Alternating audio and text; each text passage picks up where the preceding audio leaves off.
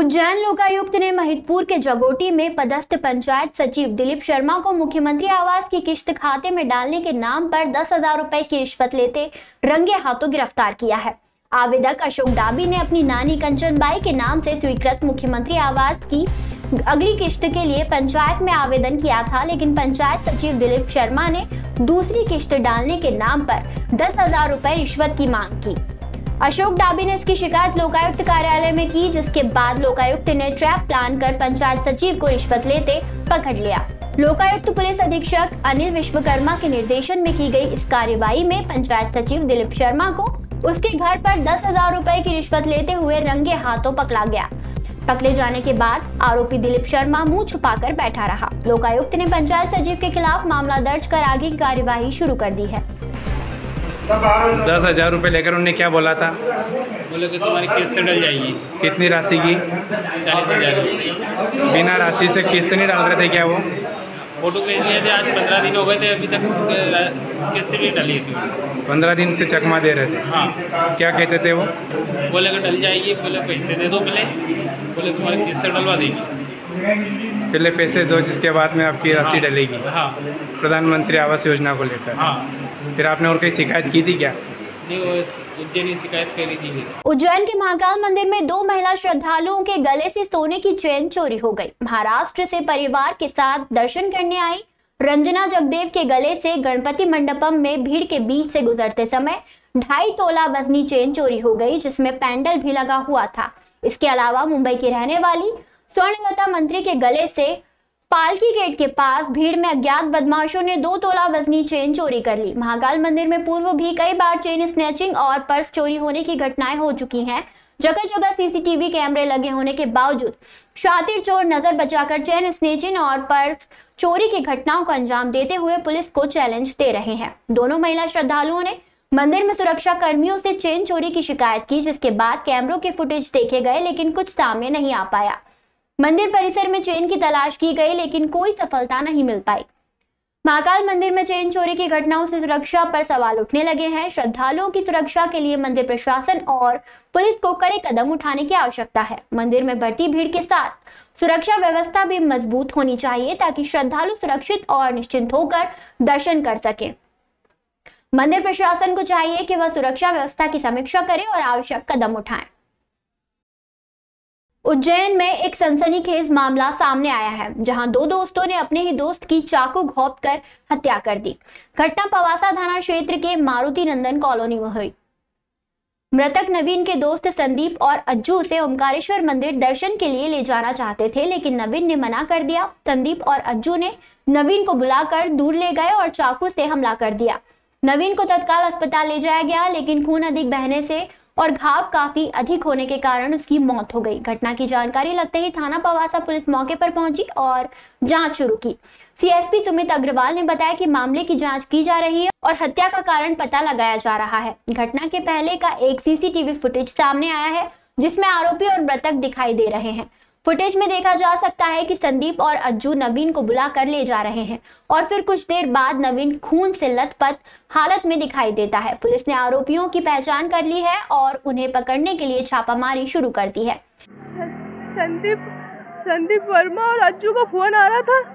वो कह रहा था कि सामरिया सेट घूमने चलते। इन्होंने मना करा कि मैं नहीं जाऊँ, तो जबरदस्ती कर रहा था जाने के लिए। फोन लगा के बुलाया उसने। मेरा फोन पे भी फोन आया, इनके पे भी आया, नहीं आया। तो वो जब यहाँ कोने पे आया, बोले काम में आ। इतने में मैंने देखा तो चाकू मार दिया उसने दोनों। दुकान पे काम कर रहा था तो मेरे पास उनके पिताजी आए और बोल रहे दौड़ लगा के आए कि उसे चक्कू मार दे, चक्कू मार दे। किसने मारा? कि संदीप और अज्जू ने, दोनों ने। मुझे उनके पिताजी ने ये बताया। पिताजी को बताने के बाद फिर मैं डायरेक्ट थाने पे पहुंचा। थाने से बोला कि हॉस्पिटल जाओ, सरकारी में आके देखा तो वहाँ नहीं मिले। मुझे एमपी हॉस्पिटल में जाके देखा तो उनकी वाइफ से मिला कि क्या हुआ, तो उन्होंने कुछ बताया नहीं। फिर बोला उन्होंने कि 2 जने ने मेरे को उनको घर पे बुलाया। घर पे बुलाने के बाद मेरे को दुकान पे बुलाया, वहाँ आके उनके साथ हरकत करी। नवीन की हत्या से उसके परिवार में शोक की लहर है। पुलिस मामले की जांच में जुटी हुई है और आरोपियों को जल्द ही गिरफ्तार करने का दावा कर रही है। पुलिस ने बताया कि आरोपियों को बख्शा नहीं जाएगा और उन्हें कड़ी सजा दिलाई जाएगी। जांच के दौरान पुलिस ने कई महत्वपूर्ण सुराग हाथ लगाए हैं, जिसके आधार पर आरोपियों तक पहुंचने की कोशिश की जा रही है। ये पवासा में मारुति नंदन कॉलोनी है। इसमें नवीन राव करके निवासी थे जो ई रिक्शा चालक हैं, जिनकी आज अभी चाकू मारकर इनकी हत्या कारित की गई है, जिसके संबंध में FIR दर्ज की जाकर अग्रिम विवेचना की जा रही है। परिजन अभी बता रहे हैं, लेकिन अभी उसका विवेचना में है, उसमें अभी कुछ कहना संभव नहीं है। क्या कारण से सर ये मामला? ये भी अभी विवेचना का विषय है। उज्जैन के विश्व प्रसिद्ध महाकालेश्वर मंदिर के पास बेगमबाग क्षेत्र में अवैध कब्जा के खिलाफ पुलिस प्रशासन की बड़ी कार्यवाही देखने को मिली है। दरअसल यहां हरी फाटक ब्रिज के पास महाकाल मंदिर पहुंच मार्ग पर स्थित 7 अवैध बिल्डिंग को जमींदोज किया गया है। सुबह शुरू हुई कार्यवाही में किसी प्रकार का कोई विरोध प्रदर्शन देखने को नहीं मिला। उज्जैन विकास प्राधिकरण ने वर्ष 1985 में बेगमबाग क्षेत्र में करीब 30 भूखंड आवासीय तौर पर 30 साल की लीज पर दिए थे। भूखंड धारकों ने इस भूखंडों का प्रयोग आवासीय तौर पर करने की बजाय पूरी तरह व्यावसायिक तौर पर कर लिया, जो कि नियम विरुद्ध था। इसके साथ ही वर्ष 2014 और 15 में लीज भी समाप्त हो गई, जिसे नवीनीकरण भी नहीं करवाया गया। भूखंडों को लेकर उज्जैन विकास प्राधिकरण ने लगातार नोटिस दिए। वर्ष 2023 और 24 में उज्जैन विकास प्राधिकरण ने भूखंड धारकों की लीज समाप्त कर दी। आज जिन 7 बिल्डिंगों को जमींदोज किया जा रहा है, उनकी विस्तृत जानकारी यह है कि यहाँ 4 भूखंडों के 7 पार्ट कर बिल्डिंग बनाई गई है। गुलनाज खान ने अपने नाम भूखंड क्रमांक 20 के 2 पार्ट किए, जिसमें दुकानें बना दी। मोहम्मद शाहिद ने अपने भूखंड क्रमांक 30 के 2 पार्ट किए और व्यावसायिक उपयोग शुरू कर दिया, जिसमें होटल बना दी। कनीज खान ने अपने भूखंड क्रमांक 59 का भी पूरी तरह व्यावसायिक उपयोग कर लिया। जुनेद खान ने अपने भूखंड क्रमांक 64 के 2 पार्ट कर दुकानें बना ली। इस कार्यवाही को लेकर 250 से अधिक पुलिस जवान व अधिकारी तैनात हैं। लोगों को समझाइश दी गई थी कि इसलिए शांतिपूर्ण तरीके से सभी ने अपना सामान हटा लिया। अब कार्यवाही जारी है। IPS राहुल देशमुख ने बताया कि इस कार्यवाही को लेकर 250 से अधिक पुलिस जवान व अधिकारी तैनात हैं। लोगों को समझाइश दी गई थी, इसलिए शांतिपूर्ण तरीके से सभी ने अपना सामान हटा लिया। कार्यवाही जारी है। उज्जैन विकास प्राधिकरण ने बताया कि 65 में से 12 बिल्डिंगों को जमींदोज किया गया है। शेष 53 को भी कानूनी प्रक्रिया के तहत तोड़ा जाएगा।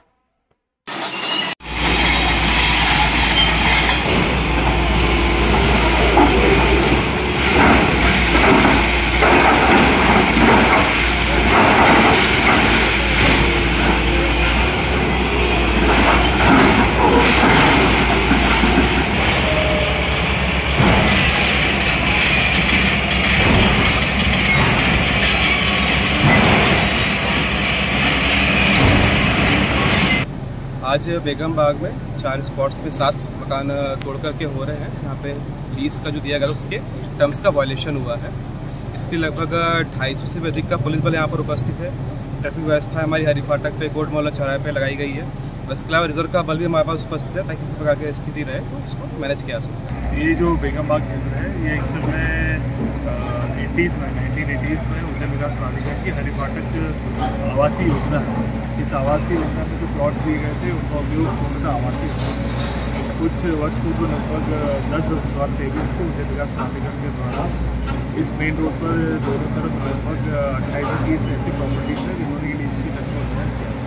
देसी शर्तों का उल्लंघन करने के कारण जिसमें कि आवासीय का व्यवसाय उपयोग करना या प्लॉट्स को मल्टीपल डिवीजन में बिना अनुमति के विकास प्राधिकरण के बेच देना, रजिस्ट्री कराना, ये सारे उल्लंघन शामिल थे और इन्हीं के कारण उनको निरस्त किया गया। जब एक बार लीज निरस्त हो जाती है तो जो भूखंड है वो शासकीय हो जाता है, विकास प्राधिकरण होता है और जो निर्माण है वो अतिक्रमण मानते हुए उसमें सेक्शन 248 उसके अंतर्गत सुनवाई की गई और सुनवाई के बाद एक अंतिम आदेश को दिया गया। ऐसे लोगों ने अपना जो था उसको हटाना शुरू किया, अंदर में सामान निकाला और आज जिला प्रशासन, पुलिस प्रशासन और नगर निगम सिक्योरिटी मजिस्ट्रेट्स हैं, एडिशनल SPs हैं, पूरे उनकी उपस्थिति में विकास प्राधिकरण ने इस पर कब्जा लिया और क्योंकि निर्माण अतिक्रमण की जगह है तो निर्माण को हटाया। इस्कॉन मंदिर में आज स्नान पूर्णिमा के अवसर पर भगवान जगन्नाथ की स्नान यात्रा निकाली गई। वहीं भगवान जगन्नाथ, बलभद्र और सुभद्रा का पवित्र स्नान भी करवाया गया। यह रथ यात्रा की शुरुआत का प्रतीक भी है, जहां स्नान के बाद भगवान 15 दिनों के लिए बीमार हो जाते हैं, जिससे भक्त उनके दर्शन नहीं कर पाते। बताया जाता है कि भक्त इतना अधिक जल भगवान पर चढ़ाते हैं कि भगवान बीमार हो जाते हैं, जिसे अनवरस काल कहते हैं। यह समय 15 दिनों का होता है, जहां भगवान को अलग विशेष कक्ष में रखा जाता है, जहां वेद उनकी सेवा करते हैं, जिसके चलते भगवान अपने भक्तों को दर्शन नहीं दे पाते। यहाँ पूरा आयोजन भगवान को मानव स्वरूप में देखने की भावना से जुड़ा होता है, जिसके चलते भक्त और भगवान का जुड़ाव गहरा होता है। इस्कॉन मंदिर के पीआरओ पंडित राघव दास ने बताया कि आज सुबह से ही भक्त बड़ी संख्या में भगवान का अभिषेक करने पहुंच रहे हैं। सबसे पहले मंदिर परिसर में भगवान की स्नान यात्रा परंपरागत तरीके से निकाली गई, जिसके बाद भक्तों ने भगवान का अभिषेक पूजन शुरू किया। आज भगवान बीमार होकर अपने कक्ष में उपचार लेकर विश्राम करेंगे, जहां 15 दिनों के बाद वे अपने भक्तों को दर्शन देंगे।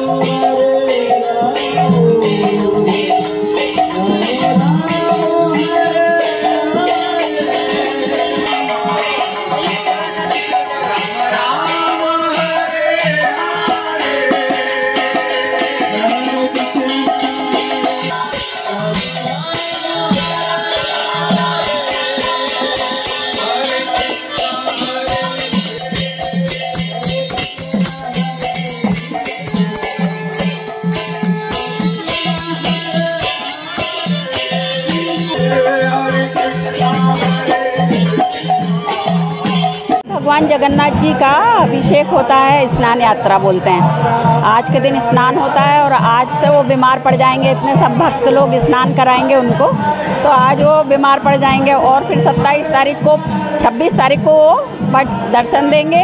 27 को जगन्नाथ रथ यात्रा निकालेंगे।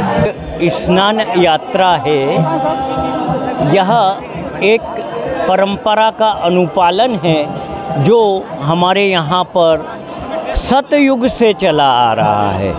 सतयुग था जब भगवान का रूप का दर्शन नहीं होता था, उनको ध्यान के माध्यम से प्राप्त किया जाता था। लेकिन उज्जैन के महाराजा इंद्रद्युम्न की उत्कट लालसा से प्रसन्न होकर भगवान ने उनको दारू ब्रह्म यानी लकड़ी के विग्रह के रूप में दर्शन दिया। और वह जब उस लकड़ी के विग्रह को स्थापित कर रहे थे जगन्नाथ जी को, तो उनको स्नान कराया गया। चूँकि पहली बार उनका दर्शन हुआ था तो लोगों ने आनंद अतिरेक में बहुत स्नान कराया। वो बीमार पड़ जाते हैं, फिर 15 दिन बाद स्वस्थ होकर दर्शन देने के लिए नगर भ्रमण के लिए निकलते हैं, जिसे रथ यात्रा कहते हैं। तो यहाँ एक जल गंगा जो संवर्धन सप्ताह चल रहा है, सरकार भी बहुत अच्छा विचार रखती है कि जो जल है उसकी शुद्धता, पवित्रता और निरंतरता बनी रहे। और इसी के लिए इस सप्ताह में भगवान के ऊपर जो अभिषेक हो रहा है वो पवित्र तीर्थों के जलों का ही हो रहा है। गंगा जी हुआ तो जल गंगा से भी इसका जो है प्रसंग जुड़ता है। फिल्म अभिनेत्री साई मांजरेकर मंगलवार को ज्योतिर्लिंग श्री महाकालेश्वर के दर्शन करने के लिए उज्जैन आई। उन्होंने नंदीश्वर के कान में मनोकामना कही। पूजन अर्पित पुजारी ने करवाया। उन्होंने कहा कि बहुत अच्छा लगा यहाँ आकर, ऐसा लगता है बार बार यहाँ आया जाए। यहाँ तो एनर्जी है, यहाँ जो शांति मिलती है वह कहीं नहीं मिलती। मैं अगली बार जब भी मौका मिलेगा जरूर आऊंगी।